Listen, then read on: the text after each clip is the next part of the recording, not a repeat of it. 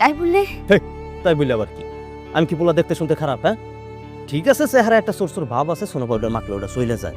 নেশা পানি তো খুব একটা করি না, কিনছি, মানে খারাপ দোষ কিছু কইতে পারবা না তুমি আমারে। তাই বলে তুমি মানে আমার এইরকম ইগনোর করার তো কিছু নাই। সোমা, তোমার আমার লাগে বাসার কোন রুম হইবে, চল একটু দেখি। সুরভি, তুই বাবুর কাছে যা, এইখানে অনেক ঠান্ডা। যাও, মাসুম বাচ্চা, ছোট মানুষ কাঁদবে।